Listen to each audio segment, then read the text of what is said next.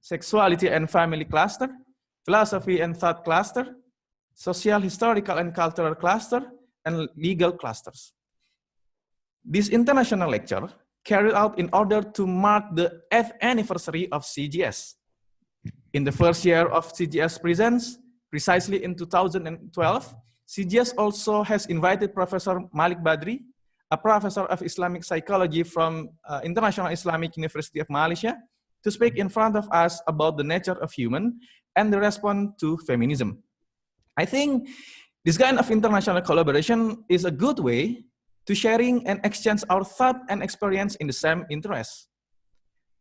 CGS is planning to hold the same event in the future, inviting many speakers from outside of Indonesia to achieve that purpose, inshallah.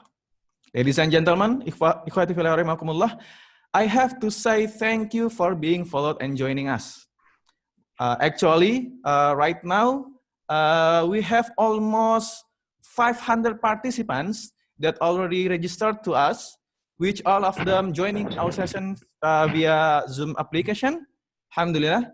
And we have opened the registration link since May 2nd last week, yeah. And mashallah, alhamdulillah, interestingly, in just one day, we have to close our registration because we have reached our maximum capacity. Subhanallah. It reflects what? It reflects that the high need of Indonesian people to understand more deeply, deeply about this issue. And we are very sorry to others of you that we cannot accommodate all of you to join this lecture by Zoom application, but do not worry. We will still try to connect this lecture to our YouTube channel in ThisisGender.com. You can search on your YouTube, ThisisGender.com. And don't forget to like and subscribe our channel just to spread out this message to the world. And we hope, and personally I hope, with this kind of solution, we will still can enjoy our banquet of knowledge today, inshallah.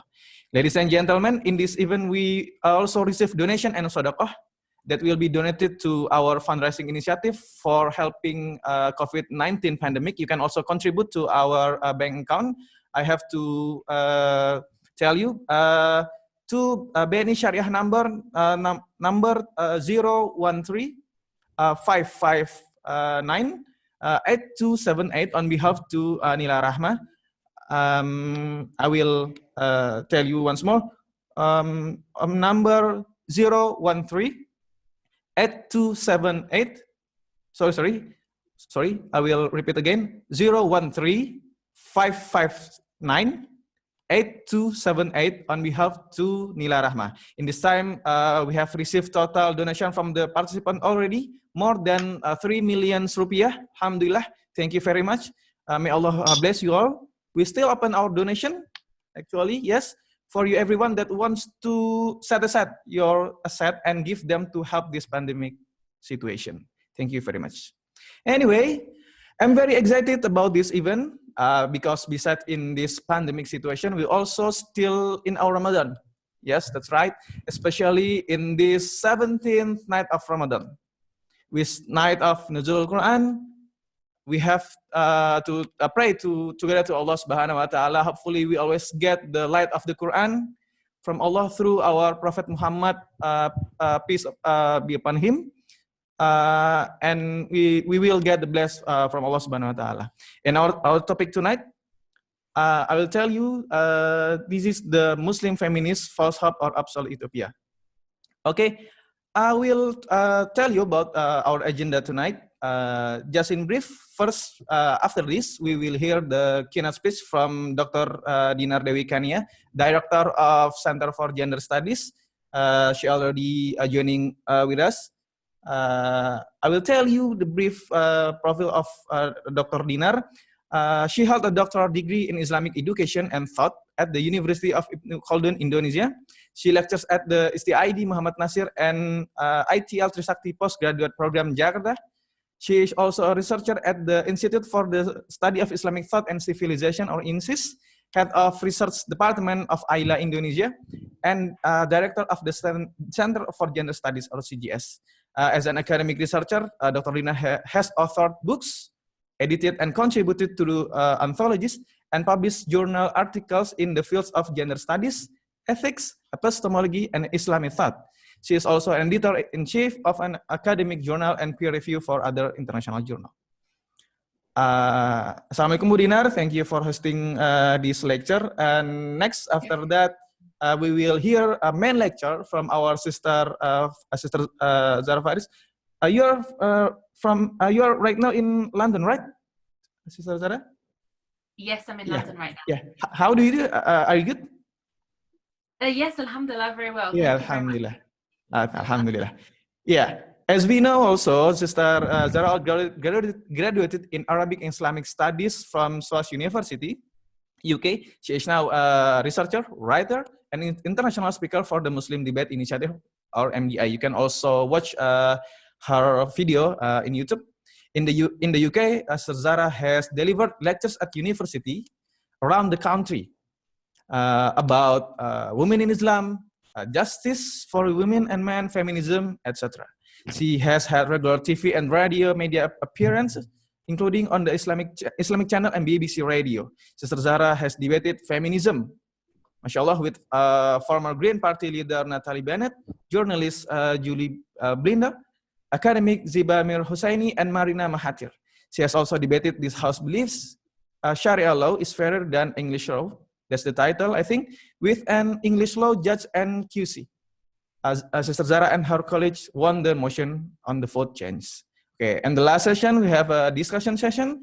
I want to tell you, all of the audience, you can tap the Q&A feature on your bottom of handphone interface if you want to ask or respond something about our topic today. And we will send and select the most relevant question to our panelists today, and they will be answered by our speaker. You can start asking while the main lecture has started. Okay, I think I spent too much time for opening remarks. We start this lecture. First, we hear opening remarks as well as keynote speech from Director of CGS. Ladies and gentlemen, please give our attention to our first speaker, Dr. Dinar Dewi Kania, with her topic, Muslim Feminists in Indonesia, Call to Islam or Secular Agenda. Time is yours, Bu Dinar. Okay, thank you very much, Jackie. Assalamualaikum warahmatullahi wabarakatuh. Everybody, ladies and gentlemen, Sister Zara, Alhamdulillah, finally we can meet, yeah, even using Zoom, yeah, not in the reality, but inshallah, it's really honor for us to have you here, yeah, with us, mostly the participant from Indonesia, so we will very happy we have this lecture, yeah, because the Center for Gender Studies already translate Sister Zara works for a few years, yeah, or several years, I forgot because it's a long time ago, and we already planned to have a roadshow, Sister Zara in Indonesia, I think 3 years ago, if I'm not mistaken, when Sister Zara went to Singapore. But at the time, there were a problem, so we canceled the event, yeah, and Alhamdulillah, because of now, our Indonesian people already get used to have an online class, so we decided to have an online class with Sister Zara, and Alhamdulillah, Sister Zara respond with her sincere, of course, yeah, and she love to deliver a lecture, yeah, with us.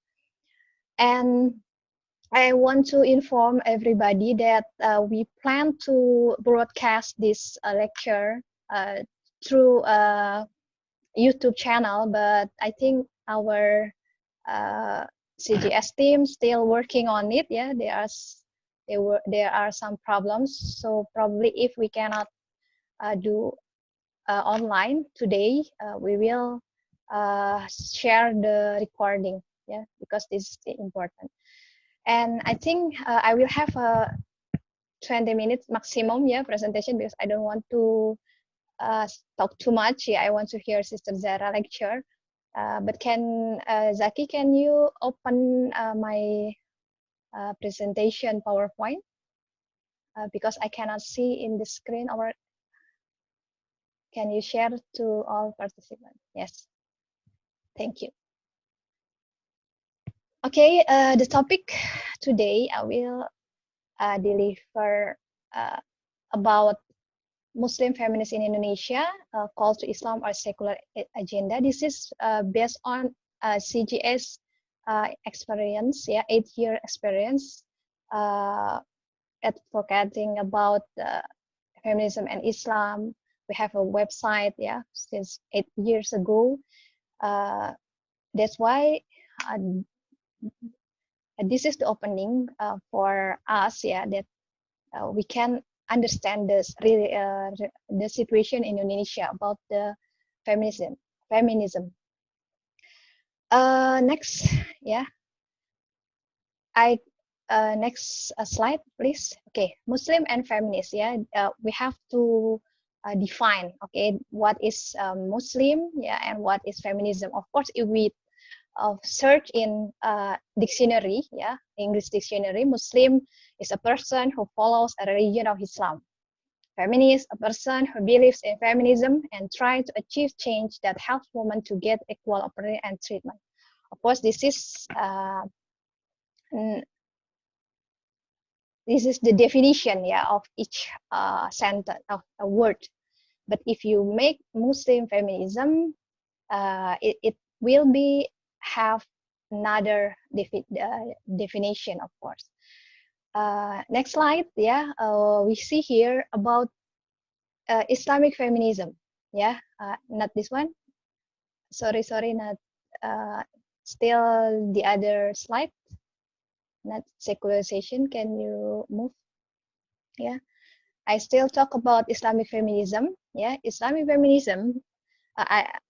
If you found in Google, yeah, or you find in article, or you find in academic paper, Islamic feminism means it is the objective is to critique Islamic patriarchy and want to reinterpret the scripture, yeah, of Islamic scripture.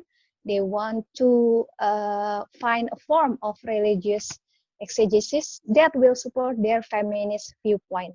So their major concern is about to reinterpret the Islamic teaching. Yeah, they construct the Islamic teaching. Next slide. Secularization. Yeah, not this one. Can you move the secularization, not Islamic worldview? I still talk in secularization. Yeah. Secularization. Yeah, because my title is Muslim feminist call to Islam or a secular agenda. Yeah, so I want to define what we mean about that. So Muslim feminist here, it is a person who have or declare their religion is Islam. Yeah, whether it is they a faithful Muslim or not. Yeah, if they declare as a Muslim, so they are Muslim. Okay, then feminists here, so Muslim who use a feminist framework. So Muslim feminists in this title is every person who use feminism as a framework, and their religion is Islam. So what I mean about Muslim feminists, probably they are Islamic feminists, yeah. Islamic feminists that want to reinterpret the scripture, yeah. Or probably they are Muslim feminists, but they don't have any agenda about religious issue. Yeah, I will explain at the back. Secularization. It is called to Islam or secularization. Secularization here, I quote Syed Muhammad Naqib al-Atas opinion, yeah, or writing. So secularization is defined as the deliverance of man first from religious and then from metaphysical control over his reason and his language. So from this secularization is ongoing process. Yeah, they want to make our reason and language is free from religious or metaphysical control. So the secularization, sometimes called liberal movement, and the end of the product is historical relativism. There are some aspects or components of secularization, yeah, according to Prof. Al-Atas. First is disenchantment of nature. Disenchantment of nature means that a nature is freeing from its religious overtones, or nature is no longer regarded as a defined entity. And the second one is desacralized politics. This means that abolition, yeah, a sacral legitimation of political power or authority. And the third one is the concentrate of values. They deconsecrates of values, sorry. It is an awareness on the relativity of his own view and belief. So the secular mind, yeah, will think that rules, ethical codes, or morality will change time and generation. These three components we can find in feminism. This enchantment of nature, yeah, freeing nature from its religious overtone. Of course, if we talk about ecofeminism, they don't connect, yeah, the concept of nature with religion. They connect the concept of nature as a mother earth, or there are many versions of it, yeah, because there are patriarchy that will make this nature destroy, yeah. So they don't connect even though feminism advocate the nature environment problem, but they disconnect the nature with the religious or the defined entity, God, as a reality. And the second one, the sacralized politics, yeah, the abolition of sacral legitimation of political power. Feminism, if you can observe or see, they don't care anymore about whether the parliament or the bureaucrat or the president it is have a good religious faith, or whether they have strong Islamic values. They don't care about it. What they care about feminism is whether there's gender or sex, yeah, it is woman. So how many women quota in parliament?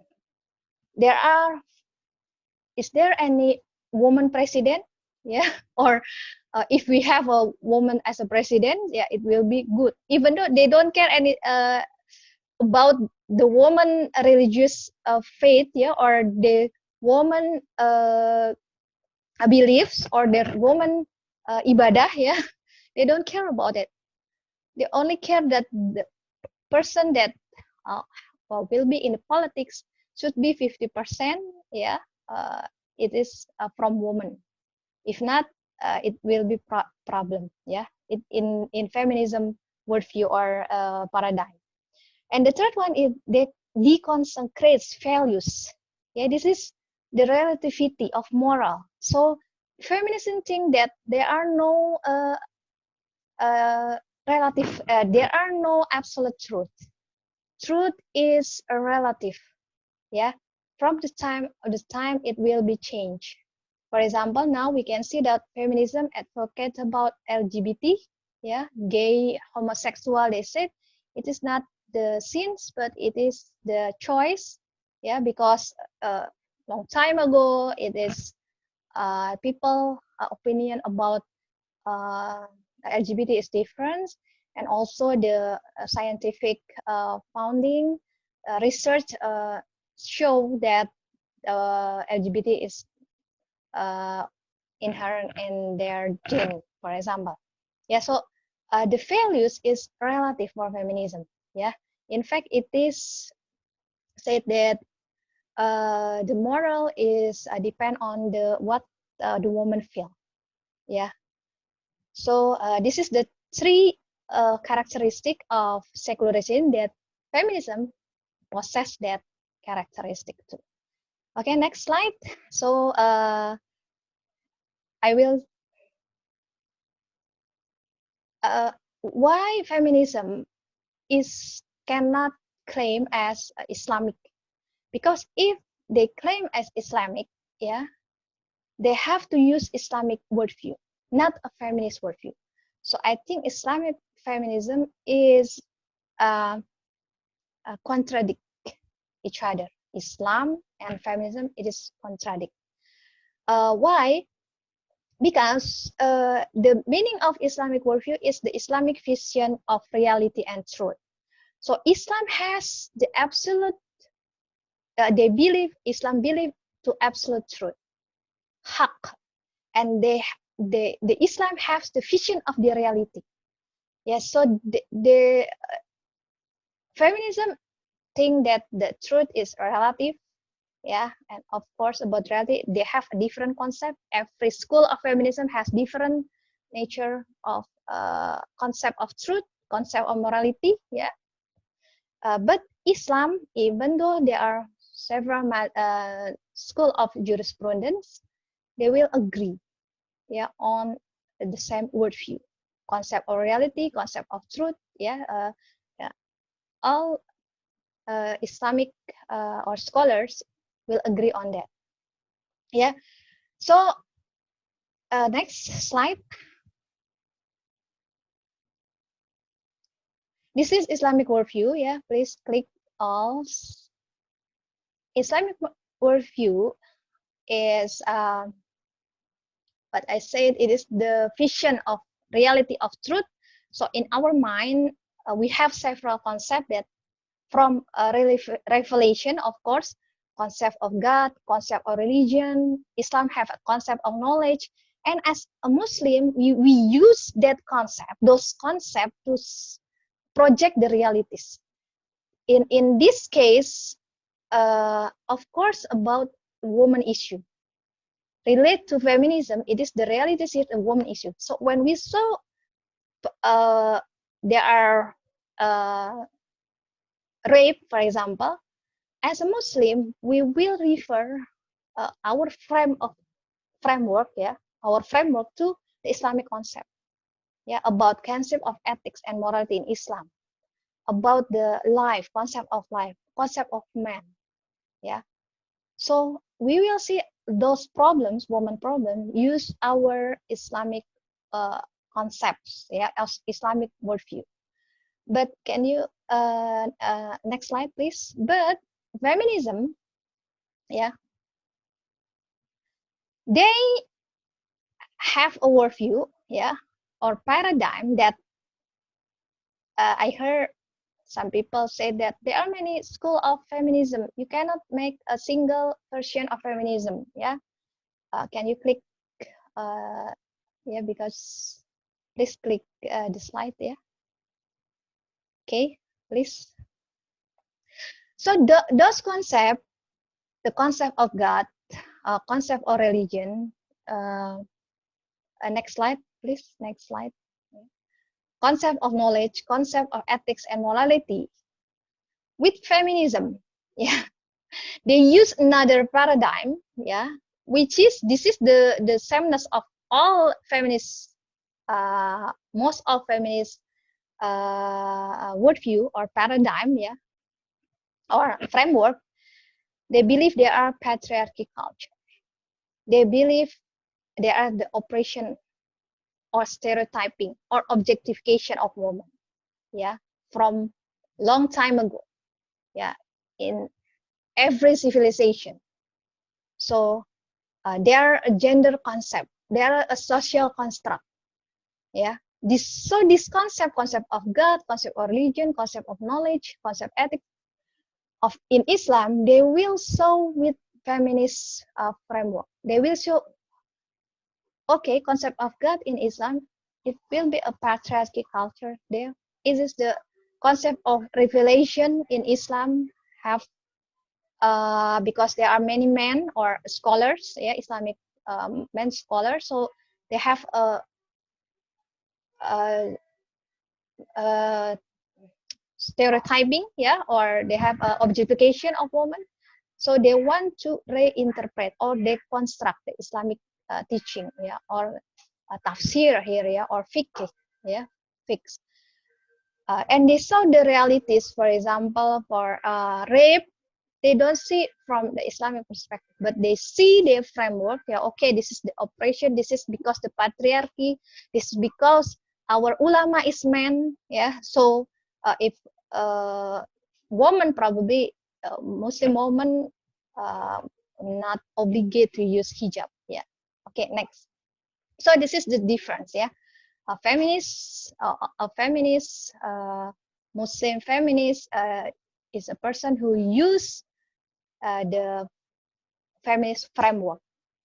Okay, so this is the type of Muslim feminist in Indonesia. This is our researcher survey, yeah, 8 years, and last years, if I'm not mistaken, we have every hours researcher do research about to make a profiling, yeah, to make about the feminist Muslim in Indonesia. So we make categorization, yeah. Type A, they are two kind or two type of two category. In type A, there are two categories. Yeah, first, type A is obsolete utopia. Yeah, we call it like that because it is obsolete utopia. Yeah, from we haven't seen any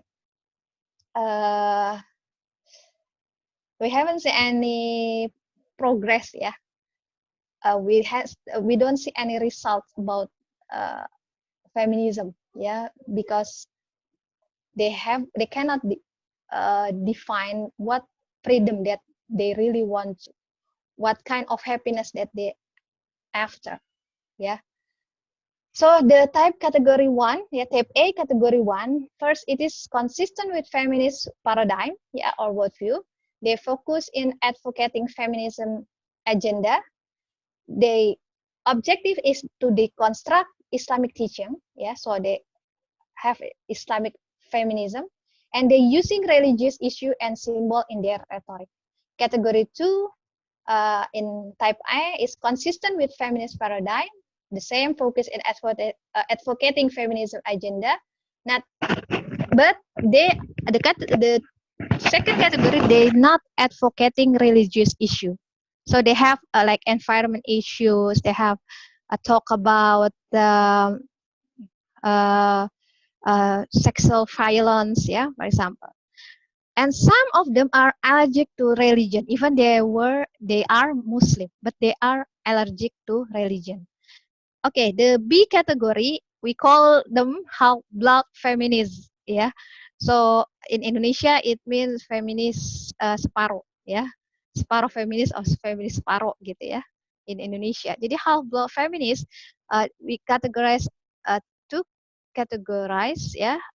First is inconsistent with feminist paradigm. So depend on situation. Sometimes they use feminism paradigm or sometimes not, yeah. But they support and promote feminist agenda using religious issue and symbol in their rhetoric. The second one is inconsistent, the same with feminist paradigm, so depend on situation, support and promote feminist agenda, yeah. Their major concern are not religious issues, so it is the same like type A and second categories, yeah. Some are allergic to religion, even they are Muslim. And the last one is false hope follower or type C, yeah, it's only one category, yeah. Engage in feminism activities, but unconsciously using feminist paradigm. Yeah, so they don't know about feminism, and they have false hope and belief because first they thought feminism is merely woman emancipation. Only a woman to have a job, the same job with man. A woman can go for education to seek a knowledge the same as a man. They think feminism only like that. The second one is because this thought feminism agenda is the same with Islam agenda related to woman issue, because Islam advocates a woman's issues, care about women. So feminism also, so they think feminism have the similar agenda with Islam. Yeah, but this is the categories that we have the name of the person in this category. We have the organization that put in this, type, but I didn't want to present or publish their our research regarding this. Okay, so the conclusion, I hope my time is not too much. Conclusion first, Muslim feminists are not calling to Islam, but to secular agenda, because first they employ feminism framework, not Islamic worldview or Islamic framework to see or to value woman issue. So they use a feminism framework, or feminism worldview. The second one, feminism, whether it is secular or Islamic, possess secular dimension, which are disenchantment of nature, they secularize politics, and they consecrate value. I think it's only this from my side. We will continue with Sister Zara Faris, insyaAllah. Thank you very much. Wassalamualaikum warahmatullahi wabarakatuh. Waalaikumsalam warahmatullahi wabarakatuh. Thank you very much, Bu Dinar.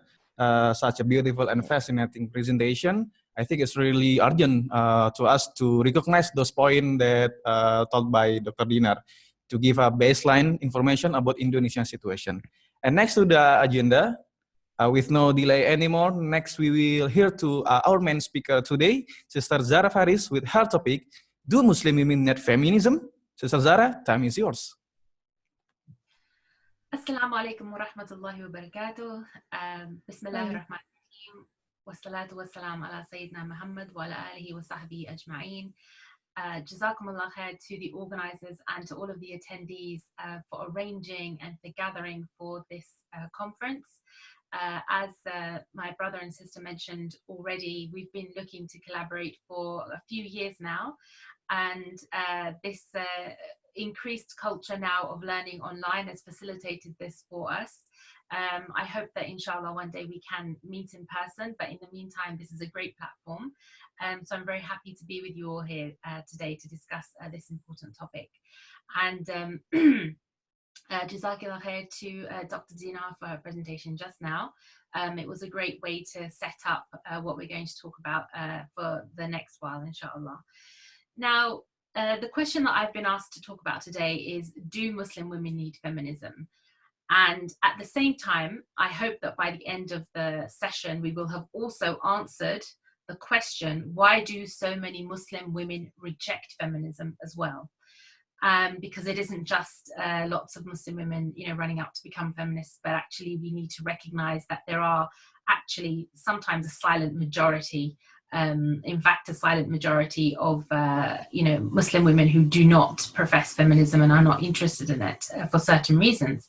And hopefully we'll be able to see why by the end of this talk. Now, a basic definition of feminism that many would profess is the equal rights and opportunities for women and men.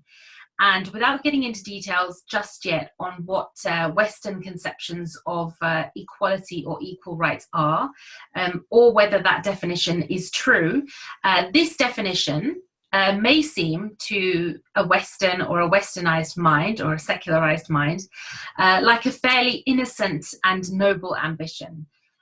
So the question then is, if that is the case, why has feminism for such a long time been so controversial, even in the West, even today? Why is it so controversial if it's just a simple equal rights and opportunities for women and men? Now, I'd like to start by going very briefly on a few points about the Western secular liberal experience of feminism, sort of as a little bit of evidence and also a bit of caution for those who are in Muslim societies who may be enamored or interested in feminism in the first place. Now, what's interesting is that in Western secular liberal states, women's suffrage, or the right to vote, the right for owning property and the right to work, they were all achieved by campaigners who never used the label feminist. So even in secular liberal states such as the UK today, and this poll was done by a feminist organisation called the Fawcett Society, but polls show that only 7% of women in the UK would identify as feminist. Now, this is even though the majority of men and women were found to believe, and they said that they believe in gender equality, yet only 7% of women would actively identify as feminist.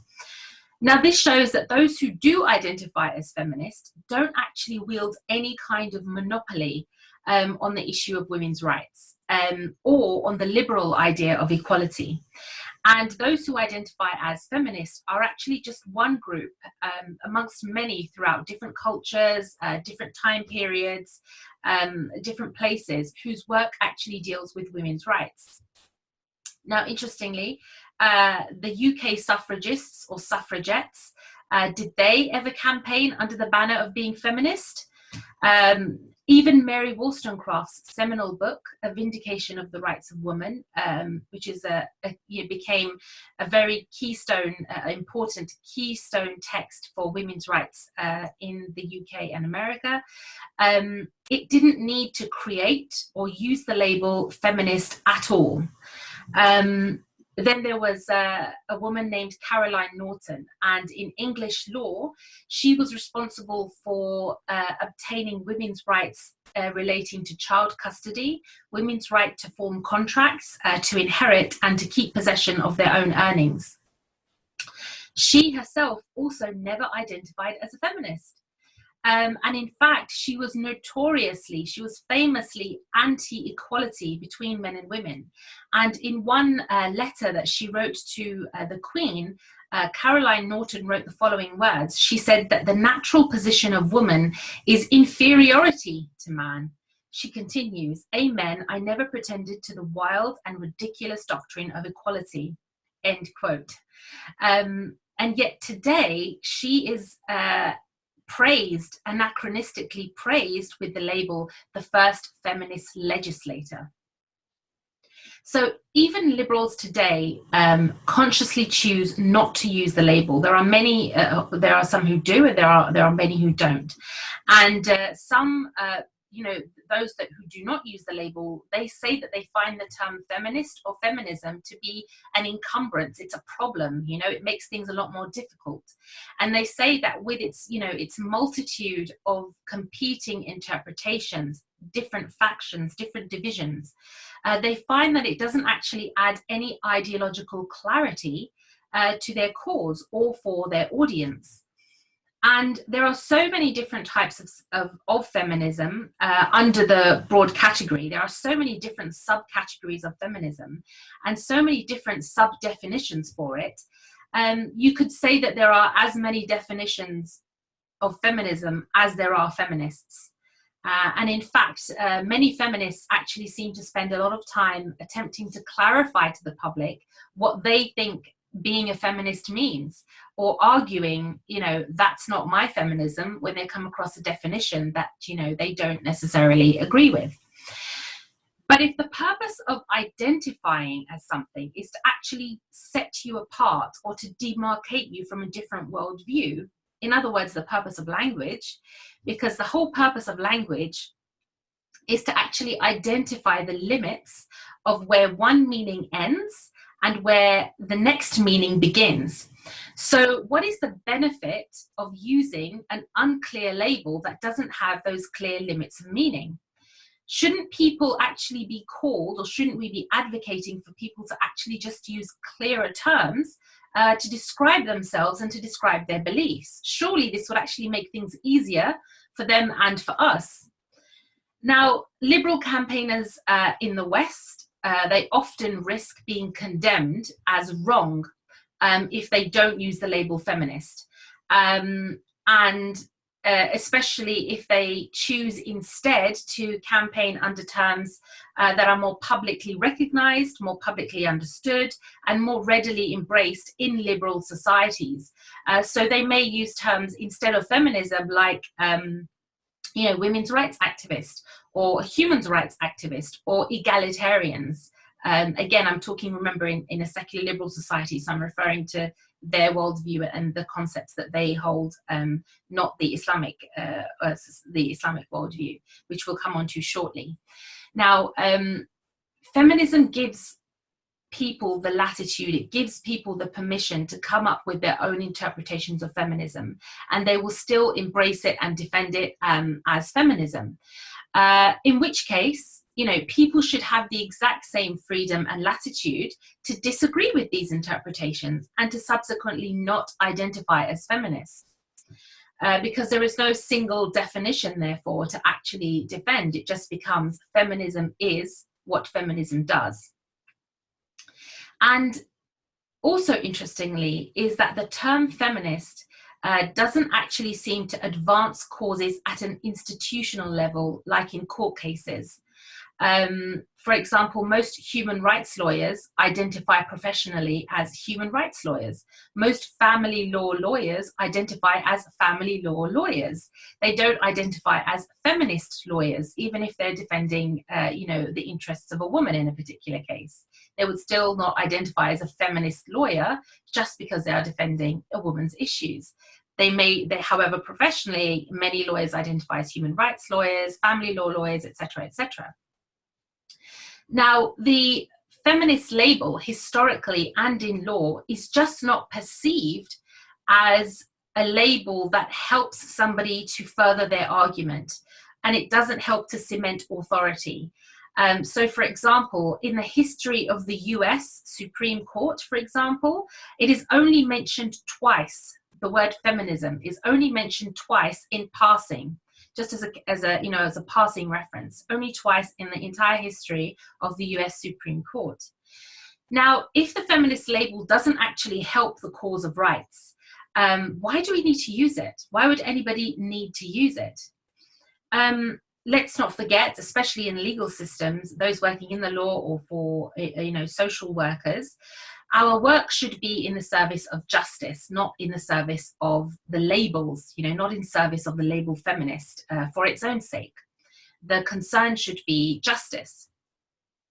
Now, in response to this, feminists may argue that the label feminism, it's just about, reminding people and inculcating in people, about the equality of men and women.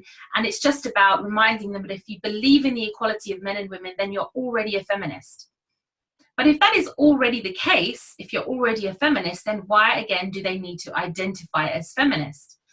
And if it's just about equality, as they say, then feminists should also argue that people should identify as a meninist or a men's rights activist, because they too claim to define their label as belief in equality of the sexes too.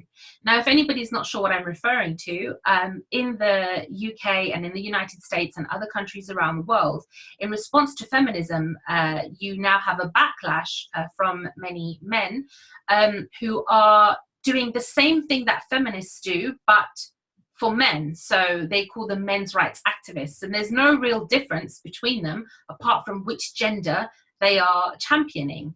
And they both claim that they're just interested in the equality between men and women. Well, if that's the case, then why are there different factions and why do they need different groups? If they're both eager for equality, then why are they not both working together under the label egalitarianism in the West? Now, if using the term feminism or any other, men's rights activists, whatever it may be, if using the term feminism is just about solidarity, some people might say, oh, it's just about getting support together and making people feel like they have a tribe or a sense of asabiya.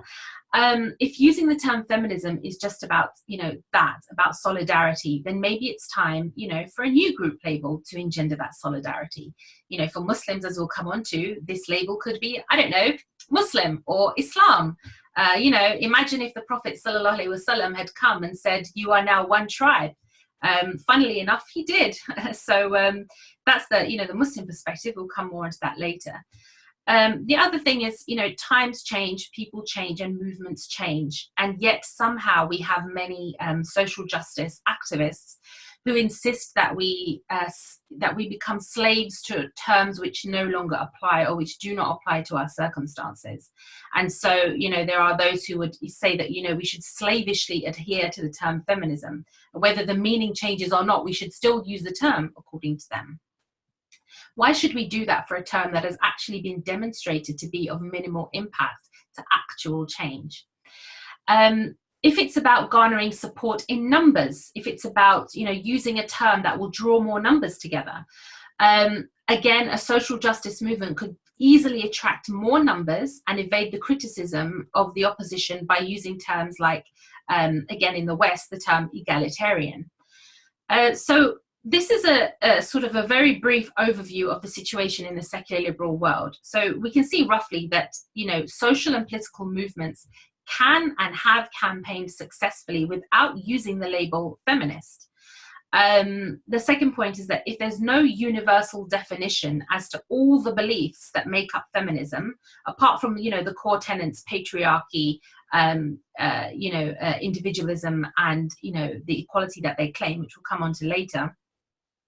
But if there's no universal definition that properly sums up all of feminist ideology and belief, and it's a term that often incurs resistance from people because it's perceived as being sectarian, then people should make a rational decision to abstain from using an unclear label. The third point is that there are those who follow different approaches to women's rights. Like Muslims, like us, we follow Islam and we choose to identify as Muslim because Allah subhanahu wa ta'ala says, call yourselves Muslim. There are those who follow Christianity and identify as Christians. There are those who follow Judaism and identify as Jews. Women should have the autonomy that feminists want us to have to choose a name that works good for us, that works better for us, that makes sense for our cause without facing social stigma and the harsh rebuke that often comes when we say, I am not a feminist. So if they claim that women should have the autonomy to choose, then we should have the autonomy to reject feminism and use our own worldview. Now, when it comes to, just to again clarify and cap that was a particular discussion on how feminism should be addressed in a secular liberal environment and the minimal impact that it has had, which is important because when these concepts seek to be imported to the Muslim world, we need to understand its proper place and experience in the Western world, because sometimes it can be glorified or made to seem better than it is, and attempts made to show this off to Muslims in the Muslim world and say, look what a great system this is, look how much it has accomplished. So it's important to recognize, and there's obviously all manners of depth that we can go into on that, but it is important to recognize the place that it actually has. Again, just as a reminder, the amount of women that actually identify as feminists in the UK was surveyed to only be around 7%. That was in 2015 or 16. So, it's minimal, and I would hope that those numbers reflect in the Muslim societies as well.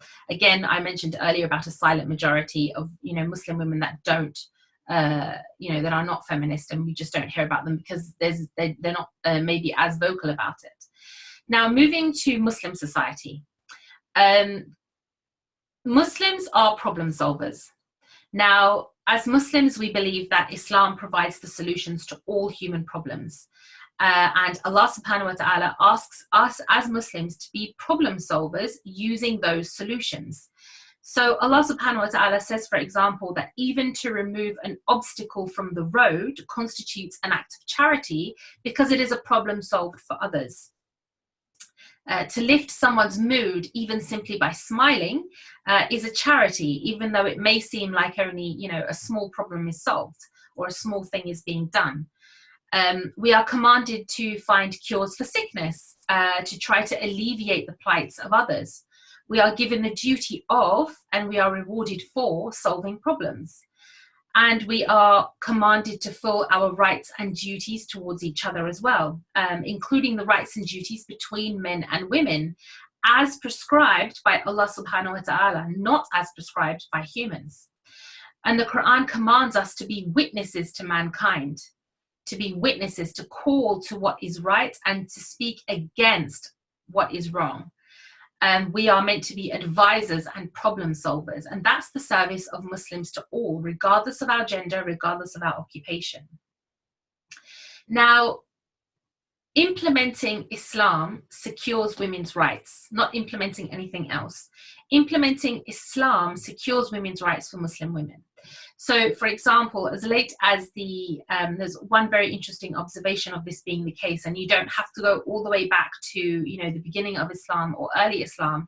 You can go to one of the latest periods in time in which you had Islamic governance as a holistic system known as a caliphate. So, for example, as late as the 18th century, one English travel writer visited the Ottoman Caliphate, the Ottoman Khilafah, and she wrote the following about what she saw of Muslim women there.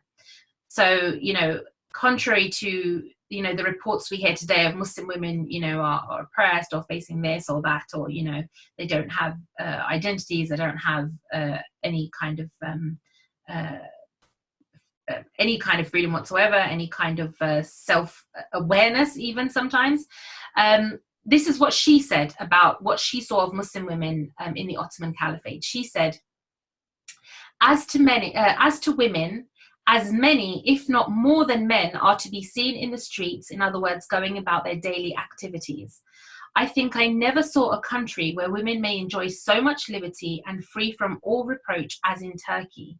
The Turks, i.e. the Muslims, in their conduct towards our sex are an example to all other nations. And I repeat it, sir, I think no women have so much liberty, safe from apprehension, as the Turkish, i.e. the Muslim. And I think them, in their manner of living, capable of being the happiest creatures breathing.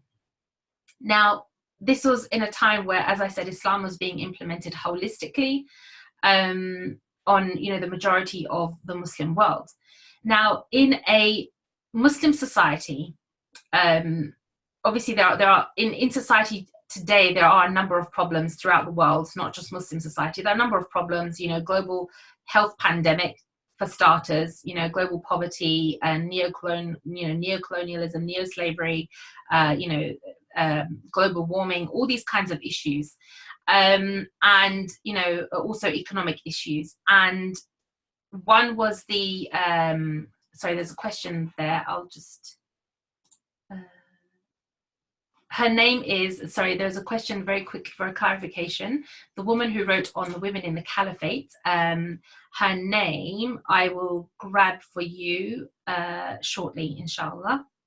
It's also on my website. There is a full article with all the links. The article is called Ottoman Women During the Advent of Western Feminism. That has this quote, many more quotes, and also all of the names and the resources for that as well. So that will be where you can find those, inshallah, if you want them quicker. Now, in a Muslim society, if there is the lack of implementation of women's rights, and there's differences from country to country, from around the world, as to the status or whether women's rights are being fulfilled or implemented properly or not. There's a difference throughout. It's not just one blanket story overall. But generally in a Muslim society, the lack of implementation of women's rights serves as a glaring piece of evidence that the society overall is not functioning on Islamic principles. And in fact, the lack of rights being fulfilled for any group in society, not just women, but any group in society, is a symptom of a deeper problem that actually pervades all other aspects of a society and often points to the infrastructure of society, the governance of society in the first place.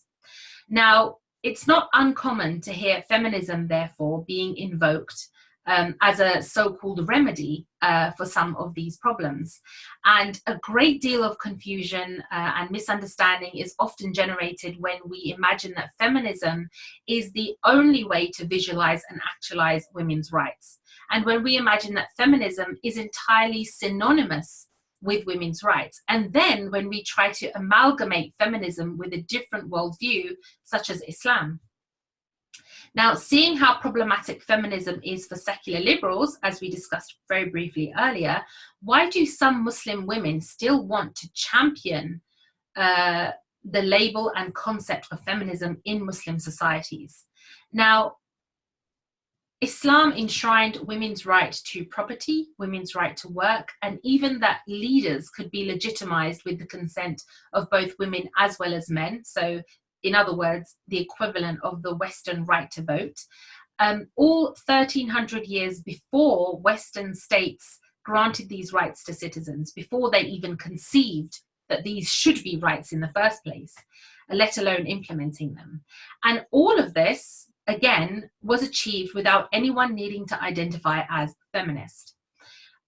So how did this happen, without feminism coming to the rescue, or without any other gender-centric solution? Now, feminism is one approach to the matter of women's rights, but it is just one approach. The way I would explain this is that feminism is to women's rights what capitalism or communism are to economics. So if economics is about the distribution of resources, and capitalism and communism each have their own ideologies, their own worldviews on resource distribution, similarly, feminism is one approach to the matter of women's rights, and Islam is another approach to the matter of women's rights. But more than just being one approach, it is very important to remember that feminism is an ideological approach. It is rooted in a secular liberal worldview. And feminists very often use the language, and language is very important, they use the language of secular liberalism by invoking what would seem to be, very noble concepts, very praiseworthy, admirable concepts, such as, and we touched on one earlier already, but such as the concept of equality, or the concept of freedom, or the concept of empowerment. And they use these words, making it superficially attractive. So on the surface, people think, what's wrong with that? These sound like great things. But just as feminism shares the language of liberalism, it also shares its contradictions. Calling for, I don't know if you have a version of this game in Indonesia, but in the UK, I'm sure you have a version of it. But in the UK, we have this game that you play as a kid. It's called rock, paper, scissors. So, rock, paper, scissors, and on three, each person, you have two people playing. One person will do, you pick randomly whichever one you're going to do. And there's certain combinations of one person will necessarily beat the other person because paper wraps rock, rock blunts scissors, and scissors cuts paper. So this is a game that you play. And the idea is that rock, paper, and scissors in a circle, they all cancel each other out. And similarly, calling for equality, freedom, and empowerment is like playing rock, paper, scissors, because each one intrinsically limits the next one. It cancels out the next one. Because if you think about it, with equality, if everyone is equal in the eyes of the law, then empowerment, in other words, giving someone an advantage, actually negates that equality. And equality actually restricts freedom because it forces people to be uniform or the same as one another. And also maintaining individual freedom denies the empowerment that other people have over them. And so they all cancel each other out at some point or other. Now, we also find that these concepts, the liberal conception of equality, the liberal conception of freedom, and the liberal conception of empowerment, they're each based on an erroneous rationale, and these lead to damaging outcomes. So, for example, currently, Western culture and civilization and feminism is based on the dogma of individualism. And so this is one of the tenets, one of the foundations of secularism in a way. So Western culture and civilization and feminism is based on the dogma of individualism. And individualism makes the assumption that humans are merely individuals and they have no purpose except to exist as individuals. So your own needs and wants and desires, they should prevail, and they should be more important to you than anyone else, any religion or any belief. Do you remember the definition that Dr. Dinar presented about secularization, first taking away or reducing your religion from you, and then the control of metaphysical, removing the metaphysical control over your belief and language, roughly along those lines. This is what individualism does. It says that no belief system or power is greater than yourself, essentially, and that you should be in charge of how you live your life and what your morals are. And they would believe, that feminists would believe, particularly for feminists, this means maximizing the autonomy or the individualism of the feminist female. So not even individualism for everybody, but for feminists in particular, it's about maximizing the autonomy of the feminist female. And any imposition on this individualism, any encroachment, any restriction on that is perceived as coming from patriarchy, or as a result of patriarchy. In other words, unfair male domination over women. And this is because the problem for feminists is seen on the lines of gender. So when an injustice occurs, they wouldn't think that there is a problem with the system overall. They would immediately diagnose it as being a problem of gender, and therefore the culprit must be male. It must be male power, and therefore, i.e. patriarchy. This is obviously unlike Islam, where we don't view it on lines of gender, but actually we view it on lines of an objective moral right or wrong revealed to us by Allah subhanahu wa ta'ala by way of Islam. So for secular liberals and feminists, humans are merely individuals with no purpose except to exist as individuals. The reality, however, is that humans, like cells in the human body, aren't merely individuals. We're social creatures. We're defined by society, by culture, by parents, by genetics, by the languages we're taught.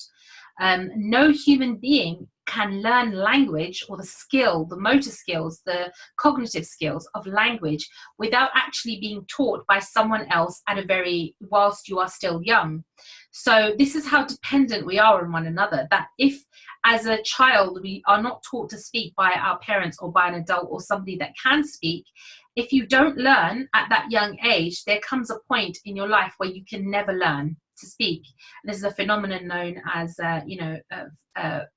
being feral, or a feral child is one that hasn't been able to learn those skills, and if they haven't learned it by a certain age, they'll never be able to learn it. This is how dependent we are on each other. We're creatures that have many instinctive needs that can only be fulfilled by other people. And this is why solitary confinement, for example, is considered one of the most inhumane punishments. To imprison somebody alone, to imprison somebody and then to imprison them alone without any human contact from anybody else, known as solitary confinement, is considered one of the most inhumane punishments, because human beings are not designed to be isolated that way. The reality is that humans were created inside the universe. We didn't create the universe. We were created inside the universe, and therefore we are subject to certain natures, to certain genetics that we have. We didn't create our own nature. We did not create our own genetics. Humans are naturally, mostly, we are passive recipients. We don't get a say. We received many of these realities. We didn't choose them or define them. And there's not really any escape from these realities. These are the realities that we live with. That's why it's called reality. That's it, the bottom line. And these realities actually are evidence of a higher truth, the metaphysical reality of which we're a part. This is all evidence for that and a reminder for that. So when individualism claims to put the individual above those metaphysical realities, or above all of those realities, that is what individualism claims to call liberation. But actually, it's its biggest delusion. Because what you're doing is you're orphaning, you're disconnecting humans from their higher purpose, and you're making their lives actually vulnerable to oppression by those in society who happen to have more strength. Rather than giving them a higher moral code that they can call other human beings to account to, they are left to the whims of those who already have power in society. Now, one example to explain this, to really cement this idea, and clarify it in your minds, is the idea that our that our concepts and our rights are actually determined by our creator and shouldn't be left to human beings, is the question of who owns your human body. This is one example to explain this point that I've just made. The question of who owns your human body. Now, one of the key messages that is commonly either obviously or discreetly perpetuated to women is that your body is yours. So the idea that many feminists perpetuate is that your body is yours, and so you can dress it or undress it in the way that you like, regardless of the circumstances. And this is used, previously it used to only be touted by fashion designers. Maybe 15, 20 years ago, this was mainly fashion design, a commercial territory where it was to get you to buy more interesting clothes or to show your body or be more revealing, because if you're covering it up, then you're not thinking about your, looking fashionable or cool. And so, a while ago, this was mainly something that only fashion designers would make women paranoid about, that your body is yours, so you're under a lot of pressure on how you present it. But these days, it's also increasingly used by Islamophobic politicians who insist that you are oppressed if you cover your body, and also by many feminists. And this is because they are trying to uphold one of the underlying fundamentals of liberal feminism, the idea of ownership over one's body. So for secular liberal feminists, the idea that a woman should practice modesty, or the idea that Muslim women would cover up to be modest, or the idea that society can influence or have any consideration in how much of your body to reveal or hide, for many secular liberal feminists, they would say that this means that your body doesn't belong to you. And specifically, they would argue that men or the patriarchy therefore control your body. So this is a key thing for feminists, right? They don't want you to think that your body is under anybody else's control. It doesn't belong to anybody. It's yours. You can do what you want. They have long complained that because of the patriarchal control over the female body, they would argue that women have been regarded as being, and the term is used, enmeshed in her bodily existence. In other words, they argue that women, unlike men, women are perceived as just being bodies. They're not perceived as rational humans that happen to have bodies. They would argue that women are just perceived as being bodies, but they are not perceived as rational creatures. And they call this concept enmeshment or embodiment, if you want to look it up.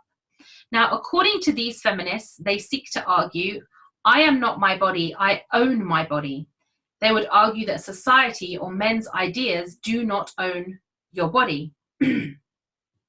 But how exactly do any of us, either men or women, own our bodies? If ownership is control, then neither men nor women own their bodies. Did we give birth to ourselves? Did we make ourselves? Did we decide our natural shape and size? The answer to all of these is no. If ownership is maintenance, can we survive without depending on other bodies looking after us when we are older, or for trading with us when we're younger? Are we independent of our environment and the need for social interaction for our continued existence and our mental well-being? Now, Islam recognizes that we do not own our own bodies. Instead, Islam recognizes that because we do not own our own bodies, we do not have complete right to decide what we do with them, either men or women. Instead, both men and women are entrusted with our bodies by the Creator. It is an amana, and our body has rights and duties from us, and we have rights and duties towards each other with how we use our bodies. Now, the reality is that Islam actually liberates us from enslavement, to blind causality, by asking us to submit ourselves to the ultimate cause, to the first cause, to Allah subhanahu wa ta'ala. So Islam gives a purpose that is higher than selfishness. It is higher than just thinking about your own needs and thinking that you are, a God in your own right. And it actually gives direction to both men and women, and it provides us with a very clear moral yardstick, an objective moral code, an objective truth, as Dr. Dinar mentioned earlier. It gives us also a justification for what is right and what is wrong. It gives us a justification for what is considered justice. And it also doesn't just give us empty platitudes. It doesn't give us, just goals. It doesn't give us, slogans. It doesn't give us just, empty ideas. It actually gives us a very detailed and holistic method to achieve that justice in the best way that suits human nature. And it's not just for one race, not just for one gender, not just for one group in society, but actually for all of society. Now, what about equality? Advocates of equality generally claim that, engendering equality in society, or bringing about more equality in society, will increase the availability of resources and opportunities to members of the community that previously were discriminated or deprived.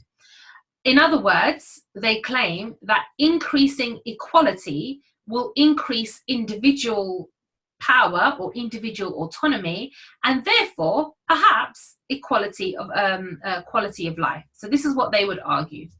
Now, I'm mentioning this because it's related to feminism, but also because I was discussing egalitarians in my opening section when I was talking about the situation in the West, because it's important that we don't start using the term egalitarian either.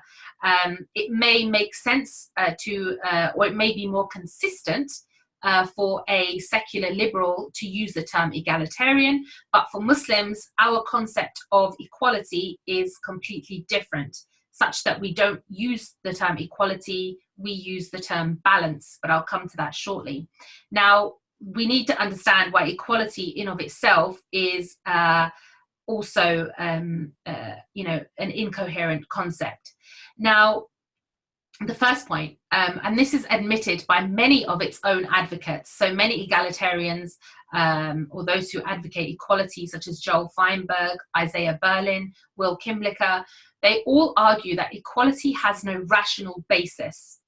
And they explain this by saying that no two people, regardless of gender, or they explain it in a different way, this is my way of explaining it, no two people, regardless of gender, are identical in either their physicalities, their capabilities, or their tendencies. So then how can equalizing their resources lead to just treatment of them? How can it lead to justice? So that's the first point. The first point is that, given that no two people are identical, how can equalizing their resources result in justice? The second point is that it leads to absurd consequences in practice.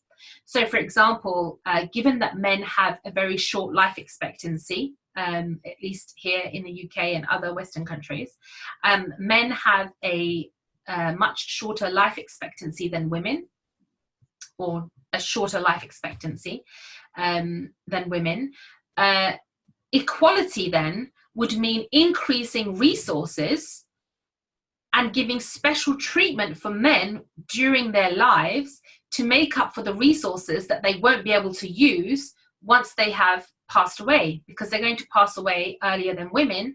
And so therefore, if we're going to have equal resources, then you need to give men more during their lives, more than women, and then women's resource you have to spread out over a longer lifespan. So again, this results in an absurd consequence. The third problem is that it gives rise to moral inequality in practice. So for example, trying to level the playing field between men and women actually ignores the differences amongst men and women of different social or economic classes. So not all men and women have the same circumstances. So simply trying to equalize men and women doesn't take into account a lot of other differences that are in play. The fourth problem is that equality cannot be applied without contradicting itself. So for example, most governments would be considered to be betraying their own citizens if they gave foreigners the same rights as their own citizens. And yet, you know, all people are considered to be equal, and yet governments need to make a distinction and say their own citizens get a certain amount of treatment and foreigners get a different treatment. So it cannot be applied without contradicting itself. Similarly, all children are equal, all children are beloved, and yet parents are not expected to have the same level of responsibility towards other children as they have towards their own. Again, it can't be applied without contradicting itself. Most significantly, it is actually a misdiagnosis. And it imagines, erroneously, it falsely imagines that inequality of material resources is the reason for injustice in society in the first place. And in fact, even some feminists realized this when they saw that in meritocratic environments, many Scandinavian countries where, you know, it is considered that women and men are more equal in society, you know, economically and politically, they found that women still preferred to work less hours than men and still chose to leave their careers to pursue family life. So therefore, it is a misdiagnosis that it is a difference in resources that leads to men and women having different lives or different life choices. Therefore, it would be misguided to pursue this liberal conception of equality if we want to resolve injustice in our societies. Now, simply speaking, feminism is an ideology that makes the female individual, rather than the male individual, the judge or the arbiter in working out what is good for women. Islam, on the other hand, makes God the arbiter. It makes God the judge. And it makes the individual, or the humans, it makes them the agents of implementing the objective moral code that God has revealed. So whilst individualism differs to the nafs and a person's own changing desires, Islam or Muslims are ordered to interrogate, to challenge the nafs, and instead defer to Allah subhanahu wa ta'ala. So whilst feminists call for equality, Islam, on the other hand, calls for balance, and we'll come more into this balance very shortly. But it is not feminism that Muslim women need, but the revival of the moral code that the Creator laid out for his creation in very clear, mubin detail. Now, the goal of Islamic feminists in particular, now, as Dr. Dinar pointed out, there are different categories of Muslim women who may use the term feminism or use the label feminism. There are what I would call, you know, as the categories that Dr. Dinar set out quite helpfully. Another way of categorizing it is those that use it in a soft way and those that use it in a hard way. So there are those that use it in a soft way, and I'll talk about those later. But those are the ones who would just use it innocently without fully understanding the ideological repercussions of feminism. But what I want to talk about now is those that use it in a hard way.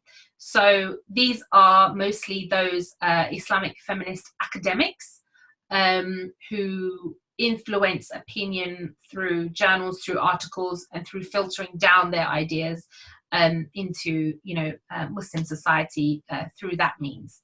Now, the goal of so-called Islamic feminists is openly admitted by Islamic feminists themselves, by its own advocates. Let's just call them feminists now that you know what I'm talking about.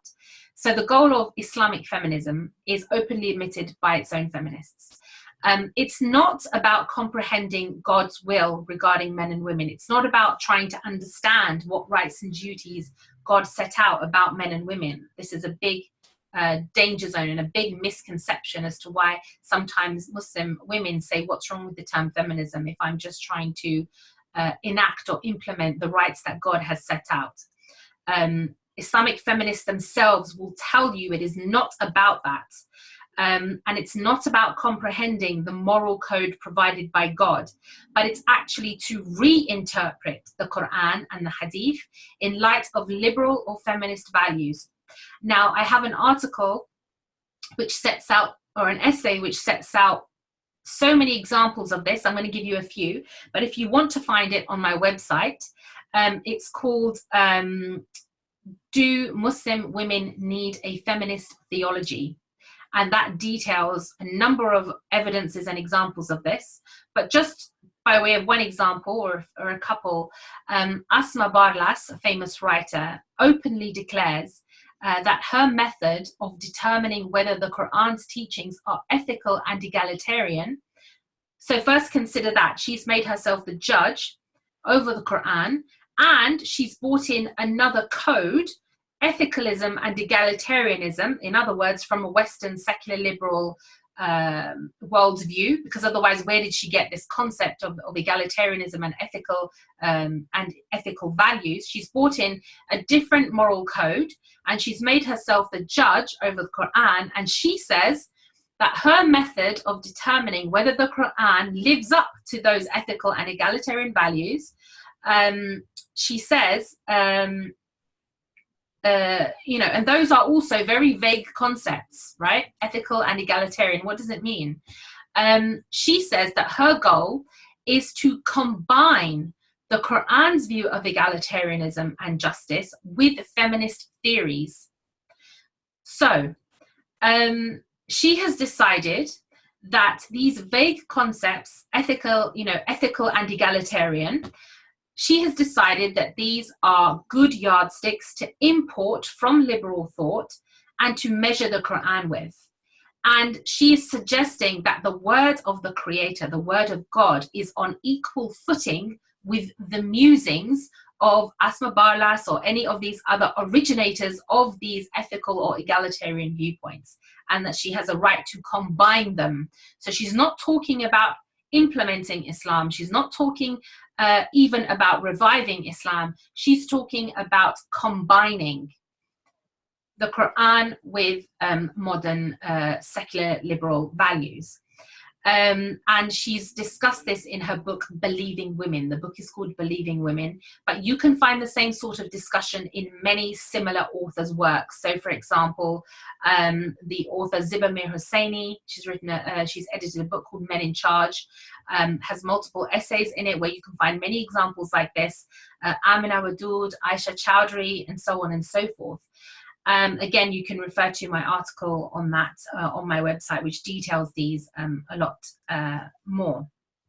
So in other words, Islamic feminists, so-called Islamic feminists, are not acting as objective interpreters of Allah's revelation, but as liberal feminist reconcilers. They're trying to reconcile the two.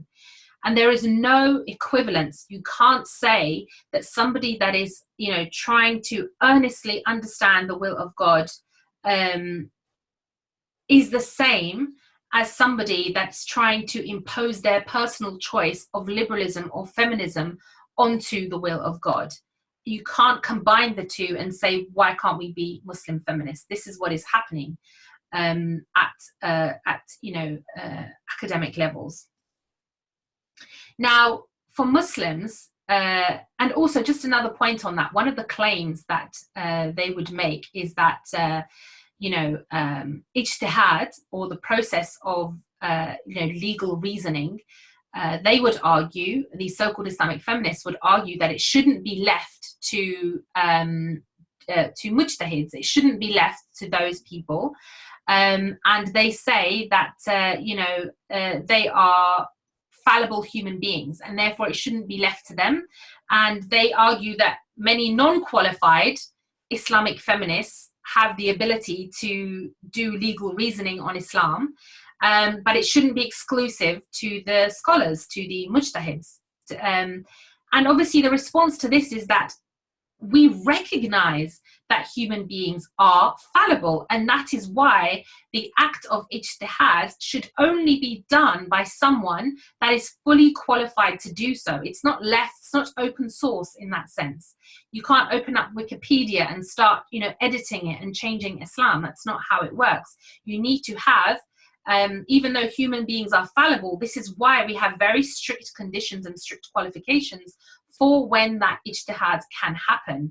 It's not somebody that graduates through a Western university that suddenly gets, the right to become, to do legal reasoning. And so this is the importance of maintaining that distinction between what Islamic feminists are trying to do, which is reinterpret and combine, with actually the work of legitimate scholars in Islam, and those who are, giving da'wah and nasiha, calling to Islam, to reviving Islam as it is, not to reforming it. Now, for Muslims, God, not humans, not feminists, not Western secular liberal feminists, not Islamic feminists, not human rights activists trying to formulate the best calibration of rights that people should have, but God, the creator of all, was the one that decided that a woman's deeds would be judged no differently than a man's deeds in terms of good conduct, truthfulness, patience, charity, fasting, repentance, their bidding for what is good and forbidding of what is bad, her use of knowledge. It was God, not humans, that stated in the Quran, "I do not waste the deed of any among you, be they male or female. The one of you is as the other." It was God, not humans, that decided that there would be no difference between a man's worship and a woman's worship. And in Islam, a woman is an independent entity like a man and fully accountable human being. Her acceptance of Islam is only out of her own original and independent will. It's not by proxy through her father, her husband, or anybody else. God, not humans, decided that she would have her own legal standing and that she could aspire towards any profession or vocation. And if she chose to raise children, heaven would be under her feet. It was God, not humans, that decided that a woman had the right to be provided for, that nobody could control her wealth, and that if she were to provide for her family, she would get more reward than her husband, and that she would have rights over her husband just as he has rights over her. It was God, not humans, that ordained that women should have the right to respect, affection, and time from her husband. None of these things you'll find in any legal code anywhere else, by the way, or at least not in English law or American law, US law. Islam, God ordained that a woman should have the right to respect, affection, and time from her husband, the right to physical satisfaction by her husband, the right to shelter provided by her husband, the right to food and clothing equal in quality to her husband, the right to physical protection provided by her husband, the right to a dowry. As a result of this, women have often played a fundamental role in the distribution of wealth. During the 18th century, for example, Ottoman women of all classes, not just the rich, but of all classes, established 20 to 30% of all the charitable foundations or trusts, or in Arabic, waqf or awqaf. 20 to 30% of those were established by Ottoman women due to the, the wealth that they were able to preserve due to Islam's economic rights that they had. This included schools, hospitals, caravansaries, baths, fountains, soup kitchens, hostels, and mosques. They were financed throughout the caliphate by women from their own personal resources, and it was for the benefit of the public. And it was God, not humans, that decided that a woman would be obliged, just as a man was, to seek knowledge, to seek education, to advocate what is good in society and to discourage what is bad. It was God, not humans, that ordained that vast proportions of Islam would be transmitted to Muslims by women, including Aisha radiallahu anha, the wife of the Prophet sallallahu alaihi wasallam. As a result of this, women have often fulfilled the work of Muslims as, you know, as intellectuals. For example, the contemporary Sheikh Akram Nadwi, he has documented at least 8,000 Muslim female scholars across global history, and that's in the field of hadith sciences alone. Now, because Islam doesn't make sexist differentiations between male and female intellects, both male and female students are reported to have congregated to learn from these intellects. Sometimes they would even crowd around a female scholar's home just to get a little bit of knowledge from her. There are many notable male scholars that are reported to have taken knowledge from female scholars, including Ibn Taymiyyah, Al-Dhahabi, Imam Shafi'i, Imam Malik, Imam Ahmad ibn Hanbal, Imam Abu Hanifa, and even the Caliph Abdul Malik ibn Marwan.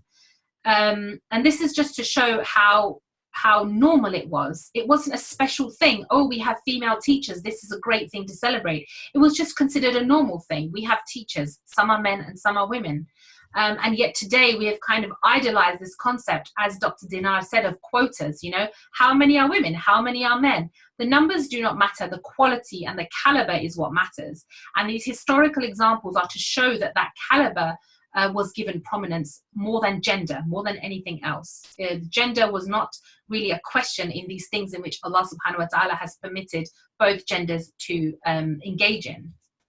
In the past cities of,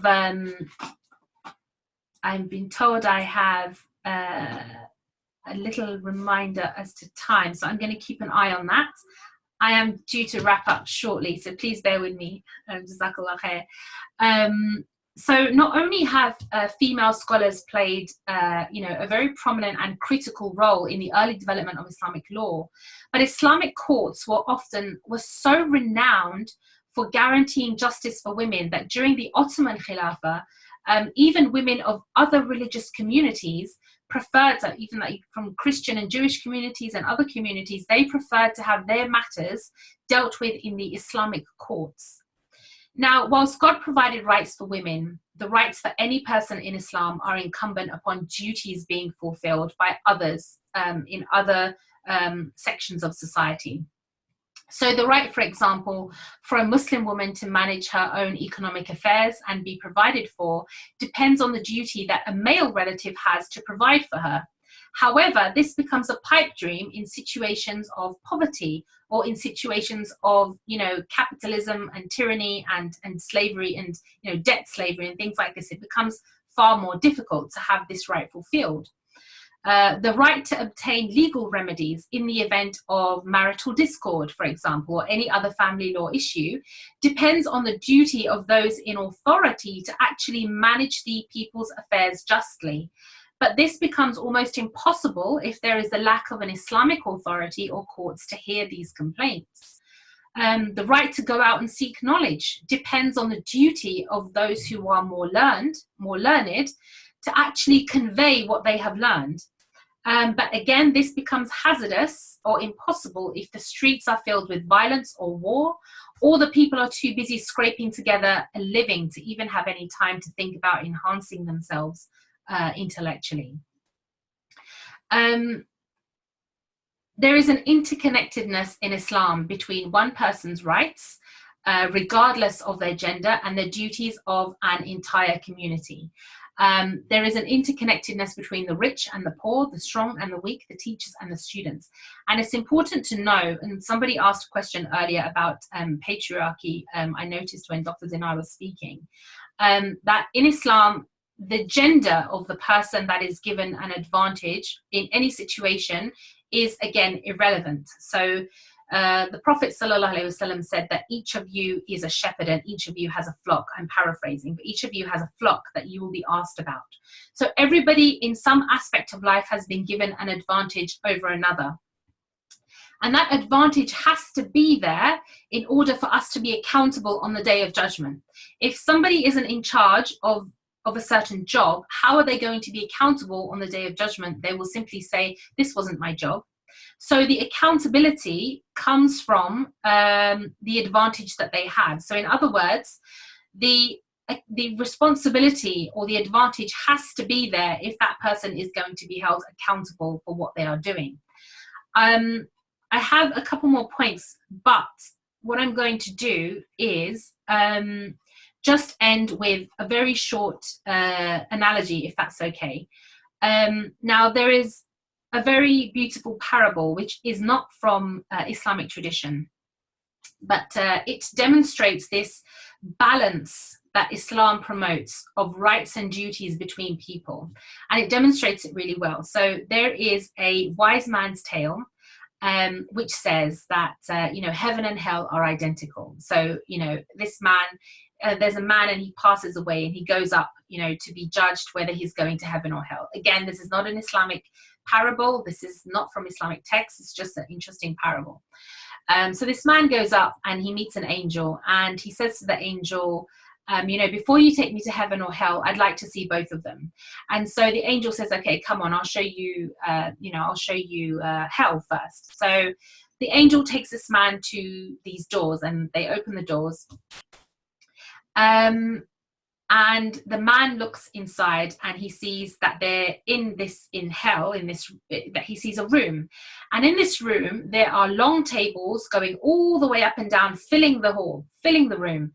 And it's a huge, huge hall. So there are tables running up and down, and they're covered in food. So there's beautiful food presented on these tables. Food from every cuisine you could possibly imagine. Fresh, crispy, steaming, mains, desserts, sweet, savory, everything that you can imagine. And he looks again and he's like, is this hell? And the angel says, yes. So the man looks closer and he sees that there are people sitting on either side of the tables, or, sitting next to the food. And they're all miserable. And they all look depressed. Nobody's talking, nobody's doing anything, nobody's eating. And he sees that these people have really, really long chopsticks. That's all they have to eat the food with. Really, really long chopsticks. So that by the time they get the food on the end of the chopsticks, they can't actually reach around and fit it into their mouths because the chopstick's just too long. So the man is very disturbed by this, and he says, okay, take me away from this place. And so the angel says, okay, I'll show you heaven. So the angel takes him to another room, and it is identical. It is an identical room, long hall filled with these tables running up and down and people sitting either side of these tables. And again, the tables are covered in these beautiful presentations of food. And in heaven, everybody's laughing and joking and talking and having a good time. And the man looks closely and he sees that in heaven, people also have these really long chopsticks. But he sees that in heaven, the people are picking up the chopsticks, and instead of trying to feed themselves, they're reaching across the table and feeding each other. And this is exactly the way in which we need to start thinking more about, or recognizing that Islam has already set out balance between men and women, between human beings, has balanced our rights and duties in that way, so that if we seek to fulfill our duties to others, our rights will also be fulfilled in turn. Now, I know we're going to the Q&A. I would like to end on one more parable, if okay, and it's a much quicker one, but it is from the Hadith, and so there is a narration. I'm going to paraphrase parts of it, but the Prophet ﷺ explained that the example of the person abiding by Allah's order and restrictions in comparison to those who do not is as if everybody got straws for their seats in a boat. So randomly, some people get to sit on the upper part of the boat and other people get to sit on the lower part of the boat. So in life, you may be on the upper deck in some parts, and in other parts of your life, you may be on the lower deck. So in terms of wealth, strength, intelligence, opportunity, looks, all kinds of things, you may be on the upper deck or the lower deck. Now, in life, randomly, you may be, you are divided up this way. And the parable goes on that those who were on the lower deck of the boat, in other words, inside the boat, underneath, they had to go up to bring water. They had to get water from those on the upper deck. And they felt that that troubled the people on the upper deck. And so they said, those on the lower deck said, let's make a hole in our part of the ship and get water for ourselves. And this will save us from annoying those on the upper deck. So if we get it ourselves, that would be much better. We will save them from, from the trouble of having to give us water. And the hadith goes on that if the people in the upper part let those in the lower part do as they had suggested, if they let them drill that hole, all of the people of the ship would be destroyed. But if they prevented them, both parties would be safe. So I would like to end it there. And I hope that this has given some guidance and help on all levels. I hope from a basic level and also some more advanced levels as well. Obviously with a big group, it's difficult to pitch exactly what level to go at, but I hope that this covers a little bit from the basics to also some of the more advanced things, as to why Muslim women oftentimes and most of the time reject feminism, and why some Muslim women think they need it, but in reality they do not. Jazakumullah khair for listening, and my apologies for going 5 minutes over time, and Jazakumullah khair for your patience. Okay, thank you very much, Sister Zara. I'm very sorry to end your presentation because we have limited time. Such a wonderful and enormous lecture, and I think it's very, very important to us to understand the broad perspective about this issue. As Sister Zara told before, it gives us a very broad perspective from historical, philosophical, political, and also ethical aspect of the feminism. I think we have to continue to the Q&A session. We have many questions here, so I cannot ask from myself to the speakers. Sister Zara and Bu Dinar, we have very much question here. You can, because we have many questions here, then I'm sure that we cannot answer all of the questions. May you open the question and answer feature in your interface, and please scanning and skimming the most relevant question to you, to your lecture, of course. I will give you a moment for that. And I think you can choose maybe around 3. Please scanning and skimming the questions that have been typed from the audiences. We have many questions here. Thank you for your participation, audience. We will wait from our speakers to choose the question that they want to ask, because there are many questions here that some questions are relevant, some questions are really not. Okay. If you're ready, Sister Zara and Bu Dinar, I will give time for you. There's quite a lot of questions here. I'm just trying to pick out a few. Mashallah. First of all, it's great. Take your time. It's great to see so many, so many intelligent questions and so much engagement. Alhamdulillah. So that's great. And also, if there's a question that you've asked and you want me to answer and I haven't answered it, please message me on Instagram or Facebook or Twitter, and I will do my best to answer it in time. But obviously with the limited format of this time period, we obviously won't get to all of them, but I'm happy to still answer them afterwards. So please don't be disappointed if I don't get to your questions, subhanAllah. I'm just going to have a very quick skim over them and I'll pick out a few, but if you can just give me a moment to do so, that would be great. I don't know if Dr. Dinar wants to go ahead and answer a couple, but I'll just take a couple of moments just to pick a couple out. So, Sister Zara, can you open your camera? Yes.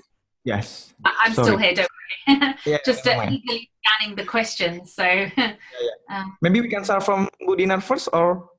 Yes. Yes. I'm sorry. Zaki, I cannot see the questions, yeah, because Oh, I use okay, okay, handphone. okay. So can you Yeah, yeah. I will read for you. send to my WhatsApp, yeah, the Oh, question. So Sister Zara probably can yeah, yeah. Okay. start. I'm sorry. Okay, that's cool. That's good.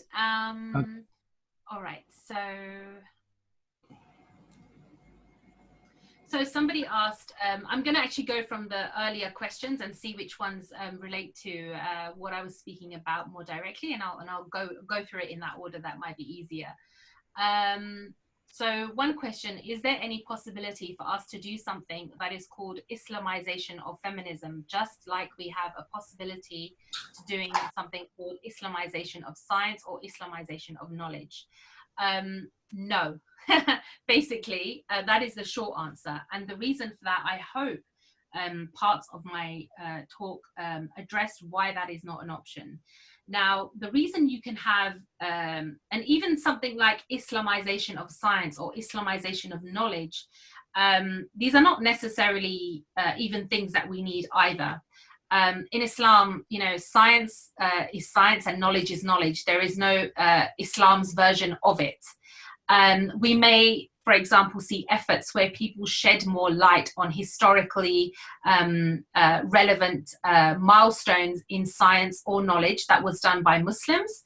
I don't know if that's what you mean by Islamization of science or Islamization of knowledge, but whilst knowledge and science are empirical things, these are researches based on the material world, these things are not or should not be influenced by ideology. So, you know, a correct science experiment is a correct science experiment, whether it's carried out by, you know, a Muslim or a Christian or an atheist. If the experiment itself is done properly, taking into account variables and reported correctly, that is just knowledge about the material world, because science is just a tool. After all, science is not a belief. It is merely a research tool, and anybody can use this research tool. Similarly with knowledge, we would argue is about you know, reality, truths about the material or the metaphysical world. We call this knowledge. However, feminism is not an empirical tool. It is actually in of itself an ideology. And so this gives rise to some of the problems that I talked about in my talk, where you cannot marry up. It would be a forced marriage, and which is what we see the result of Islam with feminism. And again, I would ask you to check, because of the time constraints, to please visit my essay, Do Muslims Need a Feminist Islam or a Feminist Hermetics? This essay details all of the problems that arise from this so-called Islamic feminism. And it is not just me saying it, it is actually these Muslim feminists themselves say that Islam and feminism are not compatible. And this is why they argue that that Islam needs to be adapted or reformed or changed in order to align it to feminism. And this need, somebody else asked a question I think I saw, why do some Muslim women then feel the need to go to feminism?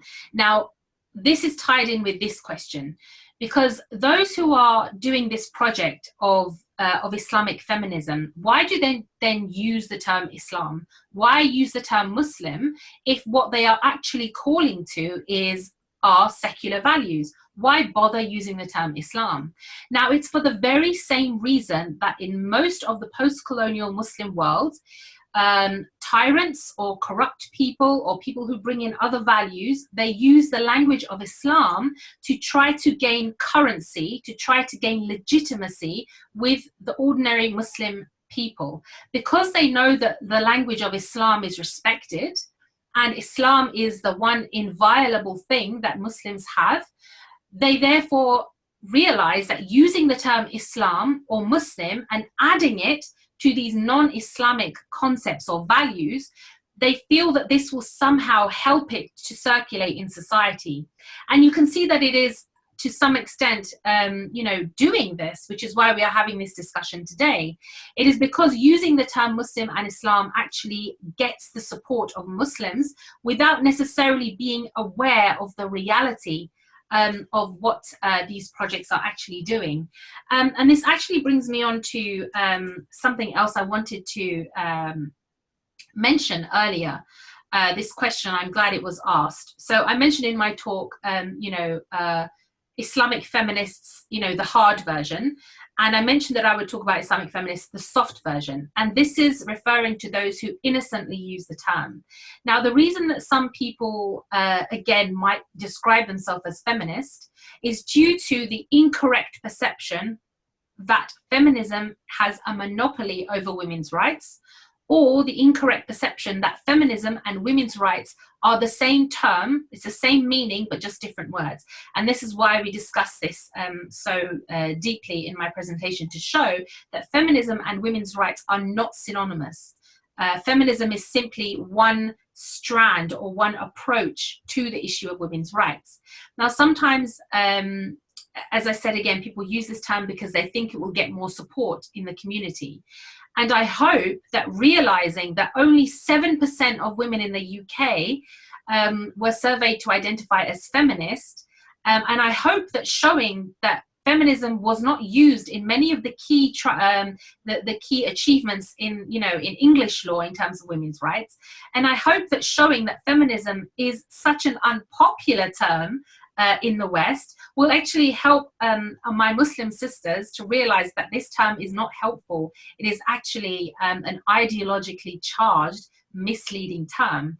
And it also leaves the door ajar for other feminist ideals which contradict Islam, such as individualism, a liberal conception of egalitarianism or equality, and other liberal conceptions of ideas that contradict Islam. It leaves the door ajar for those feminist ideals to seep into Islamic thought. It takes something unclear, which is feminism, and tries to mix it with something clear, which is Islam. Why would we want to do that? There is no room to do that.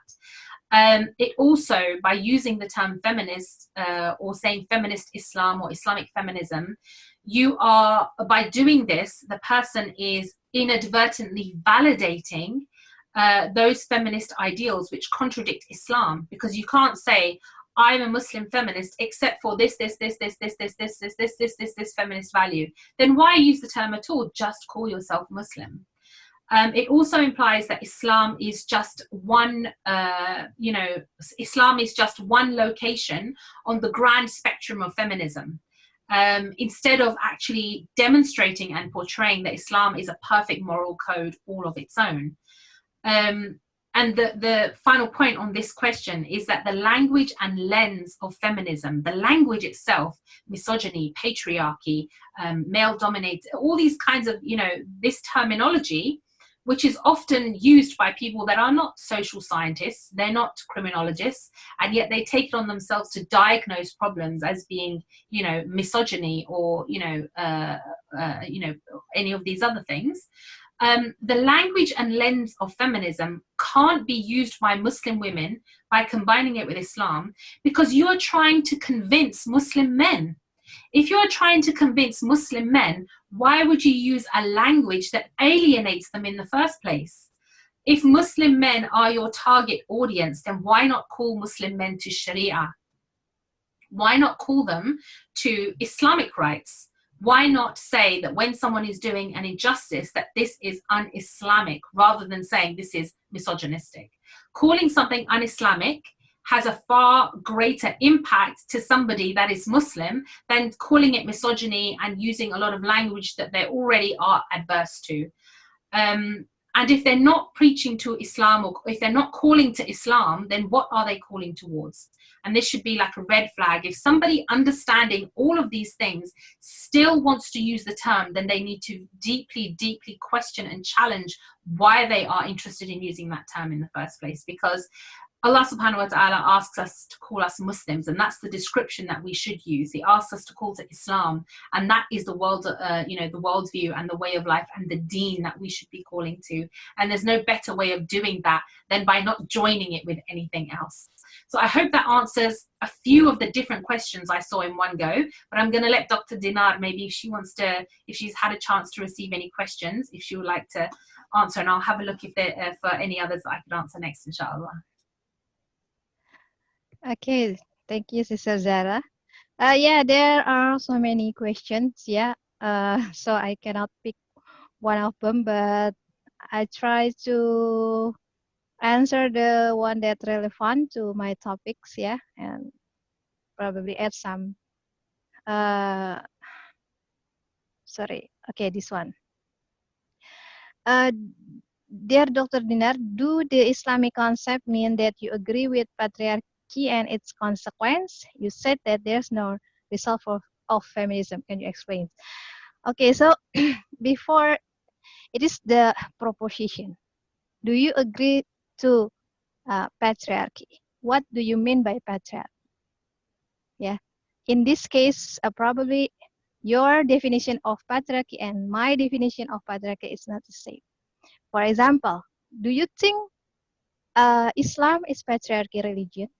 Because the Qawam in Islamic religion is man. Because feminism said Islam is patriarchy because men become the Qawam, the leaders. And because the ulama, the scholar or Islamic scholars, there are many men. The inheritance for men is much more than women. So it is patriarchy. So if you call this patriarchy, yeah. So of course, I think we have to be clarified first, yeah, about the definition of patriarchy, because feminism and patriarchy is different. Islam doesn't. The term patriarchy itself is not familiar in Islamic terminology. So if you find any patriarchy word in Islamic teaching, you cannot find it. It is come from other civilization. Yeah. So then this definition or this terminology is applied to religion of Islam. Yeah, and become the method of analysis. Yeah, to, like Sister Jaya said, everything should be analyzed in that framework, the patriarchy culture. So if there's a column in Islam, is patriarchy religion. It's like that. So we have to clarify first, what do you mean by patriarchy? Because if we not agree, I cannot answer that. Yeah. And you said that there are no result of feminism. That Sister Jada already explained so many things about now feminism in the West is only the solidarity. Yeah, because they don't have any common purposes. They cannot tell us, if you read about the second wave feminism, the Betty Friedan's about the problem that has no name, for example. Yeah, they want to be in public, but they don't feel happy, and they come again to home, and they also feel in crisis. So how can say, as a Muslim, that feminism has achieved a result? Even if you read my article in ThisisGender.com, there were a research that said that the decline of a woman happiness, there are decline of woman happiness after feminism. So so what's the achievement of feminism then, if the happiness of women decline, are declining? So that's why I said that there are no result of feminism. because that's indicator. But there are other things. And about I see much. This is about the sorry.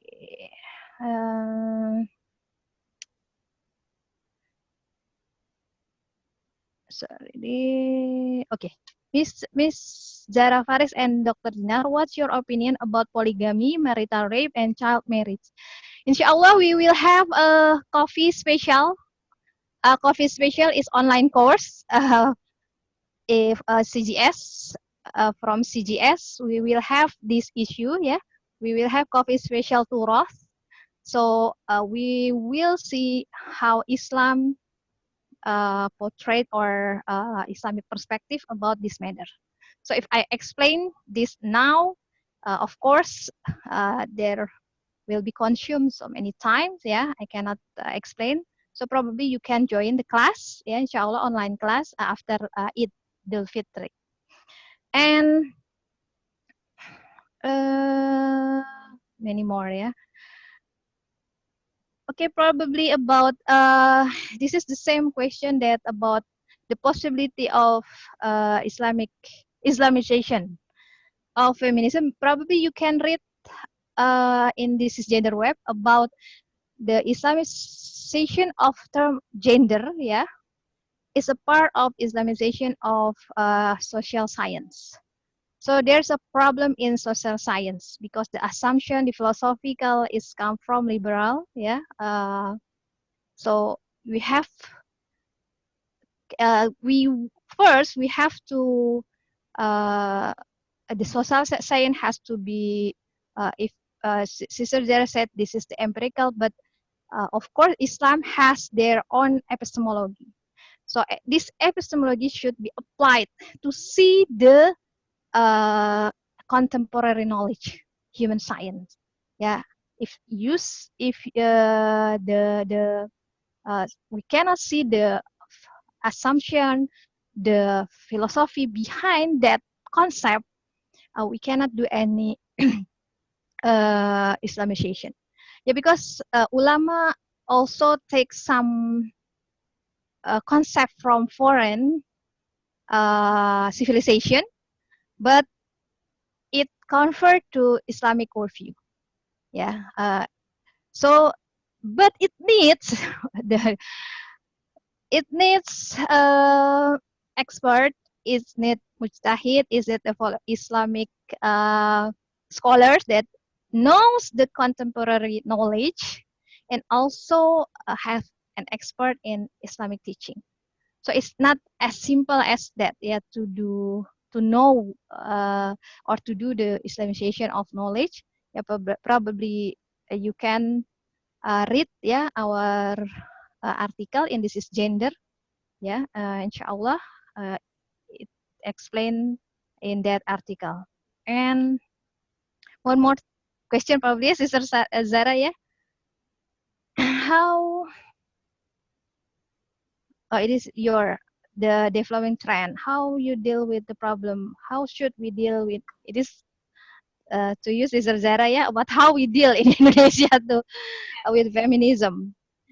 Yeah, I think this, yeah, for me is all, yeah. All question is belongs to you, sis, not me.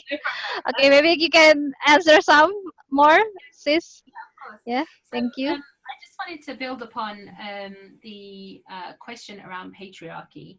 Now, the reason that for feminists patriarchy is such a big deal is because for them in a secular liberal society, the rules are being made up by whoever is in power. So there's no revelation that they can refer to as the higher power. So for them, it becomes very important who is in power. And so they have perceived that because it's mainly has been men, that men are, you know, the problem or the source of all their problems. Now in Islam, yes, we have patriarchy, but the difference is patriarchy doesn't necessarily mean injustice. And this is because Allah subhanahu wa ta'ala, as Dr. Dinar explained, has established men as the qawwam, right? The protectors over and the ones who are responsible over women. So there are certain roles in society that only men can perform, and women cannot perform those roles. Now, the difference is that when a man or anybody is in charge or placed in a position of authority in Islam, they're not given permission to do whatever their own mind decides is the right thing to do. They're not given permission to make up the rules. Their job is to make sure that the law of Allah subhanahu wa ta'ala is what is being implemented. So even if there is a man in charge, he is not the one from his own fallible, or any human being has a fallible mind, he is not from his own fallible mind inventing the rules for society. He's not inventing the laws. The most a human being can do is come up with policy. And policy, all human beings can come up with, male or female in government or society can come up with policies. Policies are just about how to manage or how to go about, the details of the implementation of Allah's law. So in Islam, if men are in charge, we don't care as long as they are fulfilling Allah's command. And this is, then a burden that, is left to men. They have to deal with it, and we have the duty to hold them to account for that. So this is different from, as Dr. Dinar said, it depends on what you mean by patriarchy, because for us, they mean very different things. And for us, as long as the authority is acting with justice, why should we have a problem whether it is male or not? Why does it have to be female? And again, it's important to take into consideration that, in Islam, women can occupy, nearly every position, every professional position, apart from those of the highest leader, or the caliph, or the ultimate leader. That is a position that women cannot occupy. And again, that is because of the reason is that women are exempt from that role. That burden is put on men. However, as women, we still have a duty to account them for that. So there is a difference between patriarchy in a secular society and a patriarchy in Islam. And in Islam, as long as they're acting justly, it is no problem. With regards to a very, very quick response on polygamy. Some people or feminists like to bring up polygamy and say, oh, this is an injustice. And I'm sure Dr. Dinar will go into this in a lot more depth in your course, inshallah. But just very briefly, I'm sure a lot of, feminists, and they say that polygamy is a sign that Muslim women are oppressed. They have to, their husbands, they have to be married to men who are going to marry other women. And, therefore it's unequal, it's unfair. Now, the reality is that it's all consenting adults. So what problem would they have with that? It's if they're all consenting to it, and this is what Allah has revealed, then why should feminists have a problem with that? Especially given that in Islam, at least human sexuality is managed and put at a civilized level by regulating the amount of relationships that someone can have. And if they have a relationship, that they have strict conditions and responsibilities towards that person. This is unlike in secular liberal societies where both, males and females, they can cheat on their partners, they can have, temporary partners, they can have multiple partners with no responsibilities. And no accountability for that. It is literally people left to their own devices. In Islam, however, at least that thing is regulated, and it's limited, to 4. You can only have relationships inside the institute of marriage, and a marriage has to be properly conducted. It has to be, the consent of both the husband and wife. And the reason for, why can one man have 4 wives, but one woman can't have 4 husbands. And the reason is down to the biological differences between men and women. And this is why Allah subhanahu wa ta'ala has ordained this.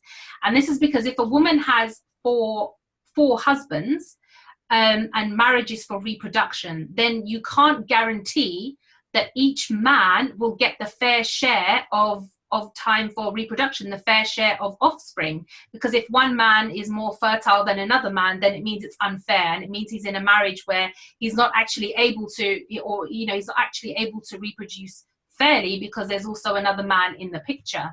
Another sub-issue to that is that men are meant to be responsible for their wives, but if one wife has 4 husbands, they will clash on who possesses responsibility, and conflicting orders from multiple husbands, and so there are a number of reasons why that is the case. And so the key thing to remember with polygamy is for those who bring it up, who come from a secular liberal background, they often bring it up as a criticism that, this is uncivilized and this is unfair. But you should always start the discussion by pointing out the situation in secular liberal societies, which is that relationships here, it's like an open harem, it's free for all. If you have an agreement with someone and you're not married to them, if you're basing your agreement on goodwill, just on voluntary agreements, voluntary arrangements that this person is going to be nice to you or be kind to you, but without the security of marital rights. And this is what gives rise to a lot of problems in the West. So that's just a very brief thing on polygamy. It's consulting adults within the law that Allah subhanahu wa ta'ala has prescribed. There should be no problem with that. And I think there was a discussion I had with one sister from Malaysia who was pro-feminist, and she was saying that polygamy should be restricted because many men are taking advantage of it in Malaysia. And the simple thing to point out is that if a man has married according to the Sharia to more than one woman, those women have rights in Islam. You can't cancel the second wife and take away her rights based on the first wife. And the children of those marriages, they have rights from their father. You can't cancel those rights just because you don't like polygamy. Islam is so beautifully balanced and established and set up in this way that there is really no room to criticize it, and we just need to work harder to make sure that we understand the hikmah behind these things so that we can defend it when we are asked these things. And the only way to do that is through understanding and studying more and more. So that's just very briefly on the polygamy question. So that was patriarchy, which is our concern is that Allah's law is being carried out. And so it doesn't matter who is doing that. So patriarchy, no patriarchy, whatever you want to call it, the men are the ones who are responsible, and we have responsibilities to hold them to account. I'm just going to go back to the questions, but I don't know if we want to continue questions or have I missed one. Also, if it's possible to save the entire list of questions, I don't know if that would be possible. That way afterwards, I can maybe answer a few more. Or, as I said, if somebody wants their question is a burning question, please do message me on Instagram or Facebook or Twitter, and I will do my best to answer you in time, inshallah. Okay, thank you, Sister Zara. I think there are many questions that absolutely we cannot answer all of them in this time, but I'm also believe that this is not our last conversation, right? And I think we will continue our dialogue in another occasion. Thank you very much for your lecture, for your passion that we can feel it tonight. Thank you, Bu Dinar, for your CGS responsible and to hosting this event. Okay. Ladies and gentlemen, I have to end this discussion because we have reached at our time. As we know, there are a lot of problems that caused by the alien worldview to Islamic community. And admittedly, that leaves also a problem to the Muslims, especially in Indonesia, as the most Muslim population in the world. I have to say, frankly, feminism is not suitable for our life. It is such a false hope and as well as obsolete utopia that have to be realized by all of us as the Muslim. Islam already has solution to the Muslim by following our Quran and Hadith, and also interpretation by our ulama based on the right tradition. Inshallah will give us the better solution to our problem. Let us define our problems are, and let us determine by ourselves what kind of solution that have to be taken. Alhamdulillah, It's been a pleasure being with you all today, tonight, and this afternoon. Once more, thank you very much. Jazakallah khairan kathiran for the audience, for the speakers. May Allah always bless us whenever and wherever, especially in this Ramadan. I'm very sorry if there are many deficiencies or mistakes from our technical problem in this event. I close this event. Subhanakallahumma bihamdika asyhadu an la ilaha illa anta astaghfiruka wa atubu ilaik. Thank you once again. Assalamualaikum warahmatullahi wabarakatuh.